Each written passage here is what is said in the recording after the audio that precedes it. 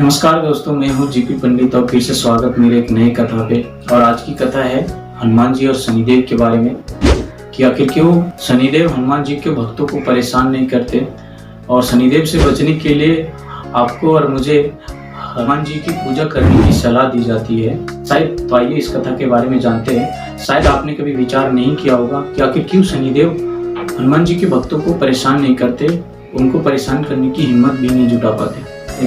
तो यार इस वीडियो के माध्यम से और इस कथा के माध्यम से आपको भी सीख मिलेगी और इनसे 3 बात भी सीखा जा सकता है। पहला बात यह है कि इस कथा में आपको एक क्रोध देखने को मिलेगा, दूसरा भावपूर्ण मतलब प्रेम वो भी देखने को मिलेगा, और तीसरा है क्षमा करने से या क्षमा मांगने से क्या होता है, इससे भी सीखा जा सकता है। तो आइए ये 3 चीज इस वीडियो के माध्यम से सीखते हैं और एक कथा के बारे में भी जानकारी मिलेगी। एक बार शनिदेव को अपने शक्ति पर अपार घमंड हो गया था। उनको लगने लगा कि मेरे जैसा शक्तिशाली इस दुनिया में कोई नहीं है। उनकी दृष्टि मात्र से व्यक्ति के जीवन में उथल पुथल शुरू हो जाती थी। इसी मद में चूर होकर शनिदेव ऐसे स्थान पे पहुंच गए अपने प्रभु श्री राम की साधना में लीन थे। प्रभु श्री राम की साधना में लीन भक्ति में डूबे हनुमान जी को देख शनिदेव ने अपना वक्र दृष्टि डाला, लेकिन हनुमान जी पे कोई प्रभाव नहीं पड़ा और हनुमान जी इन पे कोई ध्यान नहीं दिया और वो अपने भक्ति में डूबे रहे। इससे शनिदेव ने हनुमान जी से चुनौती दे दी और ललकारते हुए बोलते हैं कि हे वानर, आंखें खोल, देख मैं कौन आया हूँ। जी ने शनिदेव पर कोई ध्यान नहीं दिए और वो अपनी भक्ति में डूबे रहे।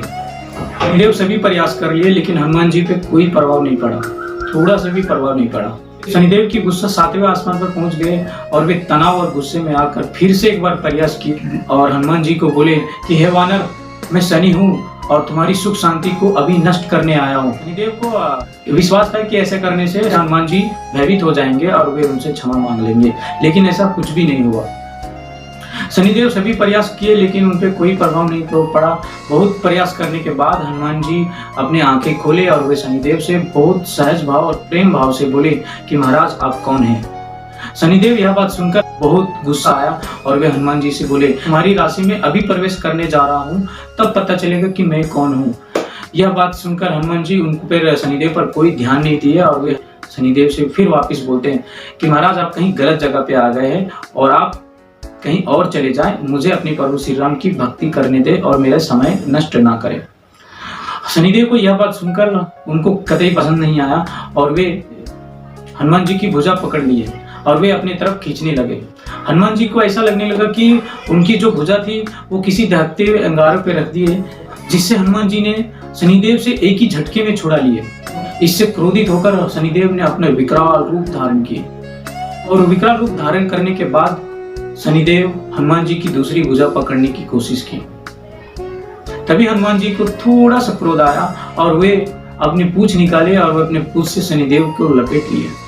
शनिदेव को लपेटने के बाद शनिदेव का थोड़ा सा भी क्रोध शांत नहीं हुआ। फिर शनिदेव ने हनुमान जी से बोले कि हे वानर, तुम क्या, तुम्हारे प्रभु श्री राम जी भी मेरा कुछ नहीं बिगाड़ सकते हैं। यह बात सुनकर हनुमान जी को अत्यंत क्रोध आया और वे अपनी पूंछ निकाले और पूंछ से वापिस लपेट लिए और उनको लपेट के पहाड़ों और वृक्षों में रगड़ रगड़ के पटकने लगे।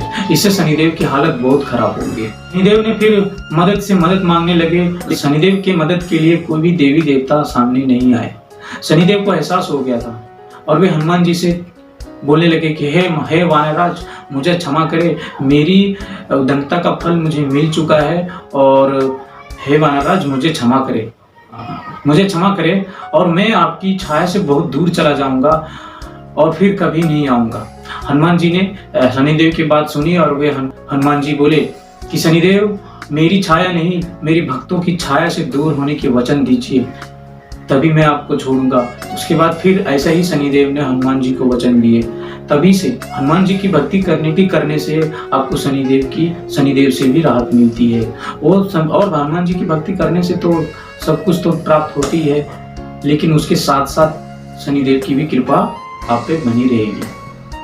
तो ये बात बहुत लोग सुने होंगे, जानकारी होंगी, लेकिन इनके रहस्य के बारे में शायद पता नहीं होगा। तो आज जान लीजिए कि हनुमान जी की पूजा करने से आखिर क्यों शनिदेव प्रसन्न होते हैं और उनकी छाया से दूर रहते हैं। तो आप लोगों को यह कथा कैसा लगा होगा, प्लीज मुझे कमेंट में बताएं। और कमेंट में हमें जय श्री राम और जय शनिदेव की नारा भी लगा दीजिए।